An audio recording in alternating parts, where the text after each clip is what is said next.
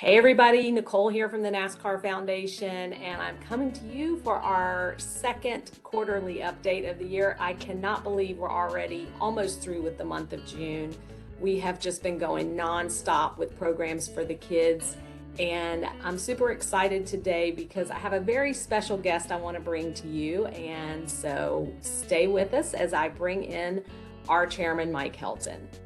A cornerstone of the work we do surrounds our Speediatrics Fun Day festivals, and we've had 5 so far this year. We have 4 more to go through the summer, and on into Homestead will be our last one. Why do you think these festivals are important, not only to the kids, but to the groups and the communities that we serve?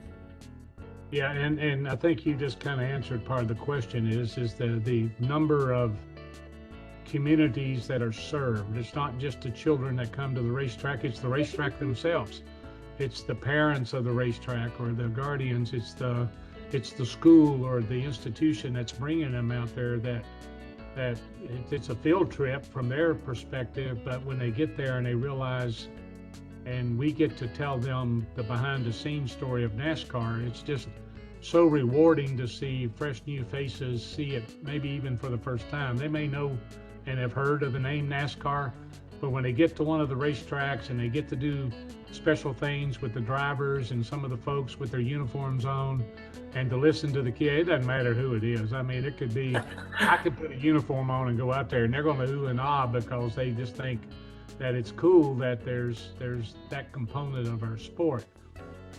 And to see them do activities, and the festivals are designed to where they are taught healthy activities, including tire changes and sprints, and all of that kind of makes up the Speediatric Fun Day festivals at the racetracks. And the people from the racetrack that see it for the first time, the communities from Martinsville to Miami to LA, it doesn't matter. They all say, "Oh my gosh, that this is great." But to see the kids brighten up, and they hear they hear a speed gun put a lug nut on, or they do it themselves, and they see the crew guys or the drivers, and the drivers are communicating with the kids, and that's just a tremendous reward from the foundation perspective, but it's also from the NASCAR brand and community itself to see these young faces light up.